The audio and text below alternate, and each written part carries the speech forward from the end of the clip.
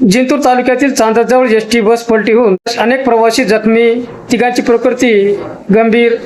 जिंतूर परभणी महामार्ग रस्त्यावरील चांदज गावाजवळ गुरुवारी सकाळी एसटी बसचा अपघात होऊन 26 प्रवासी जखमी झाल्याची प्राथमिक माहिती मिळत असून यात 2 ते 3 प्रवाशांची प्रकृती गंभीर असल्याने त्यांना जिंतूर येथे प्राथमिक उपचार करून पुढील उपचारासाठी जिल्हा रुग्णालयात हलवण्यात आल्याची माहिती सूत्राच्या वतीने मिळत आहे। याबाबत घटनास्थळी असलेल्या नागरिकांनी दिलेली अधिक माहिती अशी की छत्रपती संभाजीनगरहून जिंतूर येथे आलेली एसटी महामंडळाची एसटी बस 30 जुलै गुरुवारी सकाळी सुमारे 9 वाजता जिंतूरहून परभणीकडे 41 प्रवासी घेऊन निघाली होती। चांदज गावाच्या अलीकडे समोर अचानक एक वाहन आल्याने बस चालकाने जोरात ब्रेक लावला, त्यामुळे त्याच्या बसवरील नियंत्रण सुटून ती रस्त्याच्या कडेला असलेल्या शेतात जाऊन पलटी झाली। या अपघातात 26 प्रवासी जखमी झाले।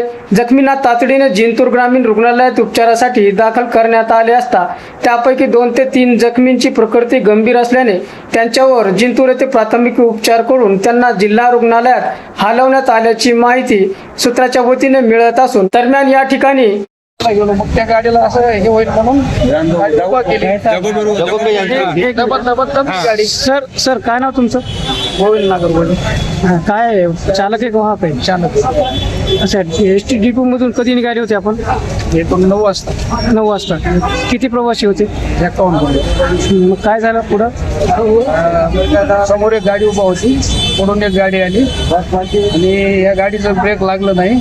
मग ते उभं राहिली, गाडी उभं राहिल्यास थोडी साईडला घेतली, समोर गाडी असल्यामुळं तिला चिटकल म्हणून गाडी उभं राहिल्याच्या नंतर ती ओलं रान दबलं खाली, उभं राहिल्यास गाडी पडत पडली खाली, म्हणजे सटकली मग? हा म्हणजे तोल सुटला त्याचा? हा, म्हणजे असं इतकं उंच होतं ते, घसरलं खाली। बरं, किती जखमी झाले याच्यात?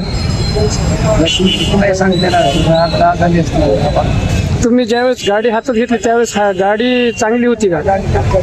काय प्रॉब्लेम होता गाडीमध्ये, वाहनामध्ये? इतकी तावण होती। मी संभाजीनगरला गेलो, संभाजीनगरला मुक्काम केला, संभाजीनगरवरून मुक्काम करून येते वेळेस ब्रेक कमी लागत होतं, कमी लागाले म्हणून जिंतूरमध्ये घातली मी, तिथे ब्रेक सेट करून दिलं त्यांनी, इतक्यापुरतं थोडं तात्पुरतं लागलं आणि समोर गेल्यानंतर मग थोडं ब्रेक कमी आले, कमी आल्यामुळं मी साईडला घेतली, साईडला घेतल्यानंतर ती रान दबलं, गाडी उभं राहिल्यास दबलं आणि पडत गाडी पडली। अच्छा, तुमच्या वरिष्ठांना कळविलं का माहिती?